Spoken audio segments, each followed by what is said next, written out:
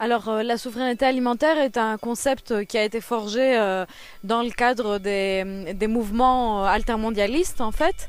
La souveraineté alimentaire est donc un projet politique global.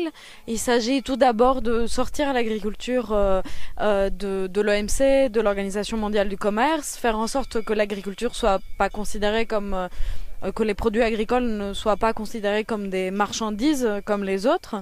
Ça, c'est une première chose. Donc, que le libre commerce ne s'applique pas sur les produits agricoles.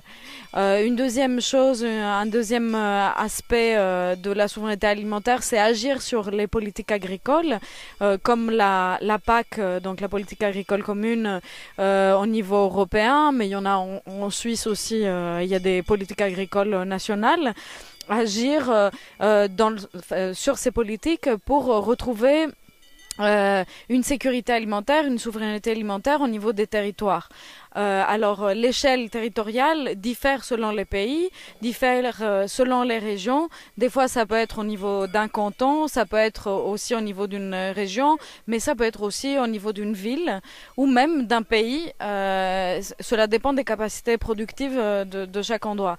Donc, l'idée, c'est le droit à la souveraineté alimentaire, c'est le droit aux populations de produire localement de quoi se nourrir et en plus d'avoir une nourriture de qualité pour ces populations. C'est aussi participer aux décisions ayant trait à ce qu'on produit, comment, qu'est-ce qu'on échange avec les autres, parce qu'évidemment, qui dit souveraineté alimentaire, c'est le droit de protéger son agriculture, mais ça ne veut pas dire qu'on arrête d'échanger avec les autres régions du monde les produits qu'on peut pas produire chez nous, quoi.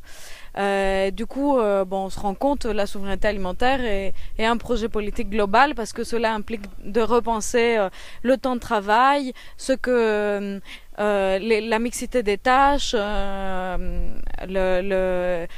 repenser l'aménagement du territoire, de repenser aussi l'unité de production agricole.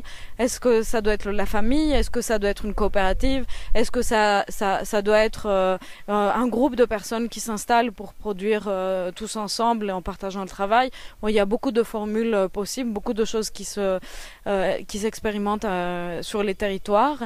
Et donc, cette lutte pour la souveraineté alimentaire, c'est notamment aussi les circuits courts entre producteurs et consommateurs, l'agriculture urbaine pour retrouver la capacité de nourrir nos villes, etc. Donc c'est un vaste domaine.